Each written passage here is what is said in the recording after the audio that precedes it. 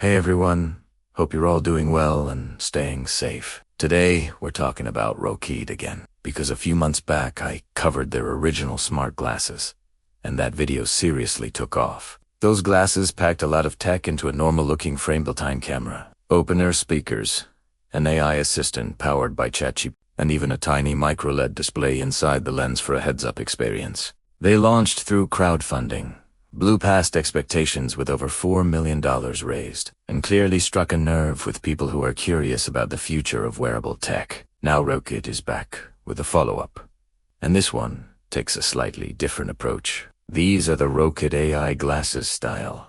At first glance, they look almost identical to the original model, and in many ways, they behave the same too. You still get the camera, the AI assistant, and the speakers, but the biggest difference is right up front. There's no display built into the lens. That single change completely shifts who these glasses are for, because this version is designed to be more affordable, lighter, and easier to wear all day without feeling like you've got text screaming on your face. Because the display is gone, these glasses rely more on audio feedback instead of visual prompts. That's how Rokid managed to drop the price down to $299, compared to the original $599.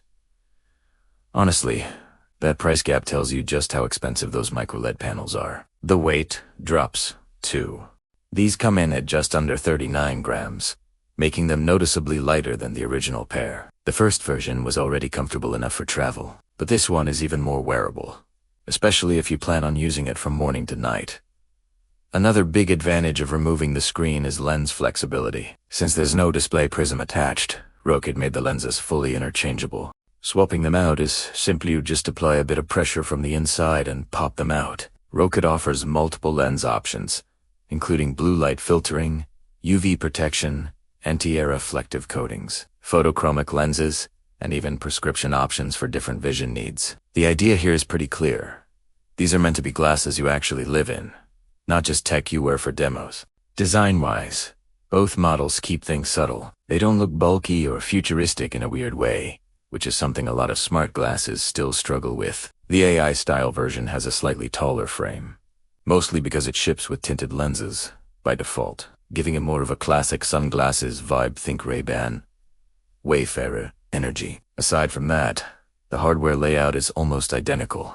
Flexible hinges help them fit different head shapes, and the camera is neatly tucked into the corner of the frame. Speaking of the camera, both versions use a 12-megapixel sensor capable of shooting 1080p video at up to 60 frames per second, along with still photos. You get multiple aspect ratio options, and there's a visible recording indicator light to let people around you know when you're refilming, which is important for privacy. Controls are simple.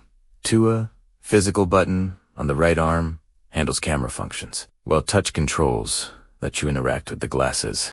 Audio is handled through open-ear speakers built into the arms, so you can listen to music, podcasts, or calls without blocking your ears. That makes these great for walking, biking, or just moving around the city while staying aware of what's happening around you. Multiple microphones handle voice input and calls, and they do a solid job for everyday use. Then there's the AI assistant. Activating it is easy. You can either say the wake phrase or long press on the touch panel. Once it's active, you talk to it just like you would with ChatGPT. Simple questions, complex planning, translations, currency conversions, it handles all of that. On the original Rokid glasses, responses appear both as audio and on the display, which is incredibly useful for longer answers. On the AI style version, you only hear the response, so if the answer gets lengthy, it can feel like a lot to process at once.